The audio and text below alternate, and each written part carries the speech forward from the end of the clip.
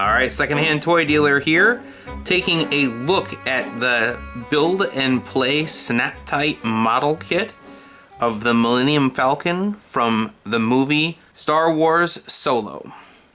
This is not my favorite variant of the Millennium Falcon, but for $9.99 at Ollie's, I thought, why not?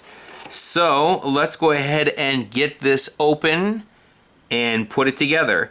I'm going to speed through the assembly because it's so simple to put together.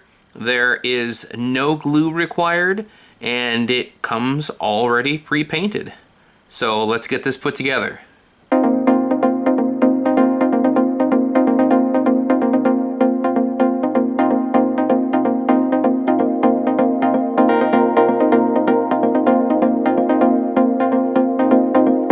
Is all put together. The detail on this is really pretty good. It has a transparent cockpit that shows the seats for the crew. It's got an entry ramp that closes up and is easy to snap down in place.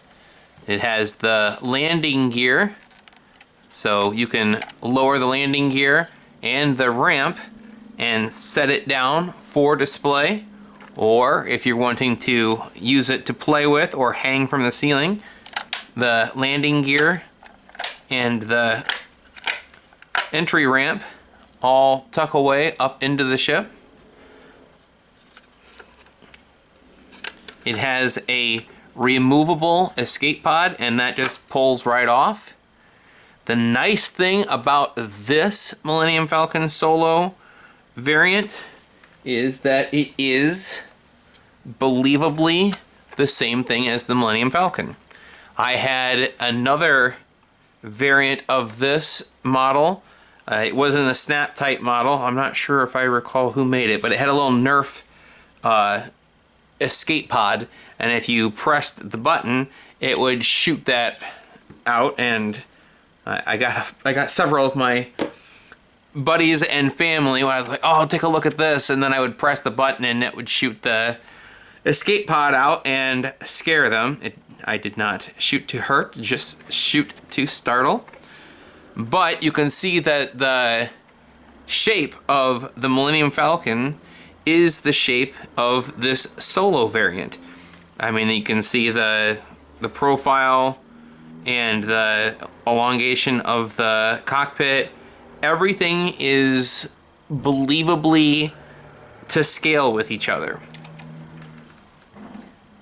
But the other one that I had that shot the Nerf escape pod out, it narrowed too much. Like, it didn't come out this far. It started in a little bit and it kind of came out a little longer. And to me, it just didn't look like this was going to become this in the storyline. It just, the proportions were oddly different. But I actually kind of think that it's a cool model, and for a Millennium Falcon, it's actually pretty cool. If I had to pick one or the other, this one or this one, I would pick the classic one that I grew up with. But since I can have more than one, I thought that this actually was a pretty good model of the one from Solo. I didn't really love the Solo movie, but this is the Millennium Falcon, so it's pretty cool. It's got a different laser turret, similar to the Force Awakens variant. The turret kind of spins so you can aim your laser cannon in different directions.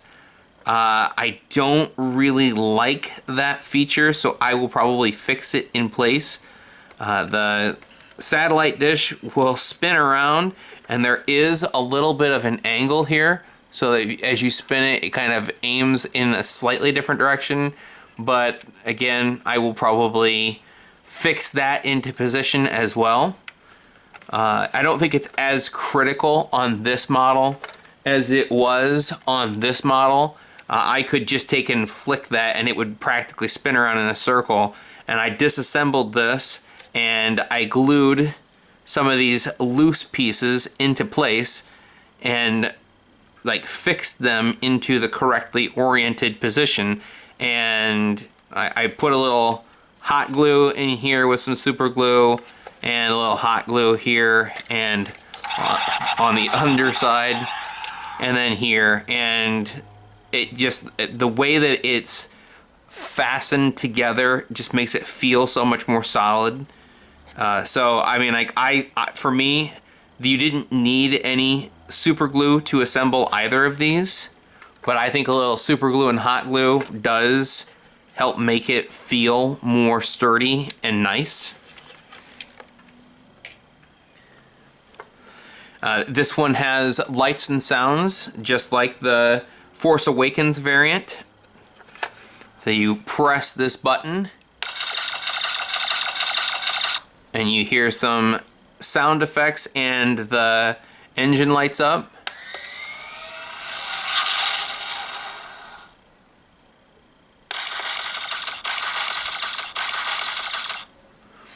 And what I think is nice is these parts here are actually exactly the same, and they took the time to make different sound effects for each Millennium Falcon.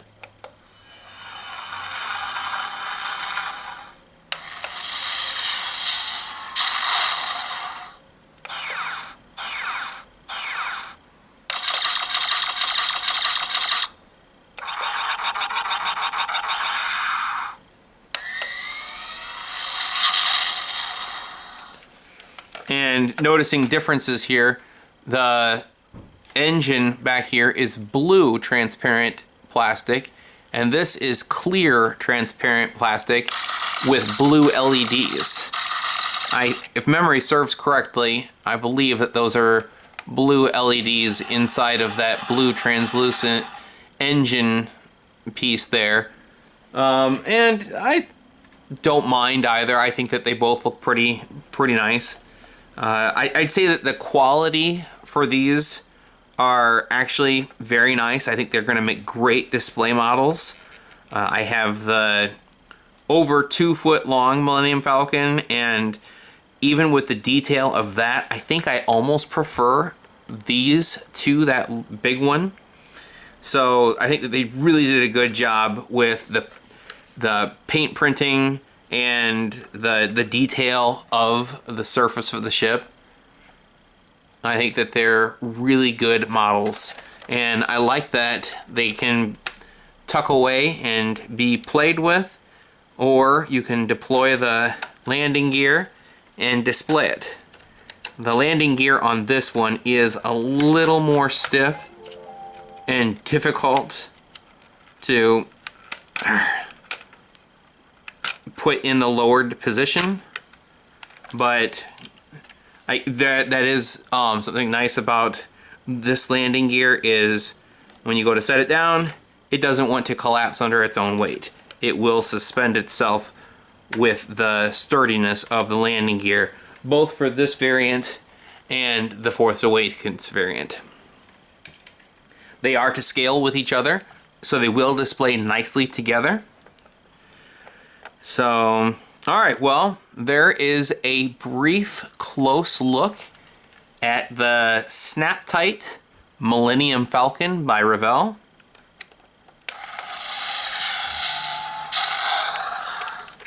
Thanks for checking out my videos. We'll catch you next time. I'm really, really sorry. I apologize unreservedly. I offer a complete and utter retraction. The imputation was totally without basis in fact and was in no way fair comment and was motivated purely by malice. And I deeply regret any distress that my comments may have caused you or your family. And I hereby undertake not to repeat any such slander at any time in the future.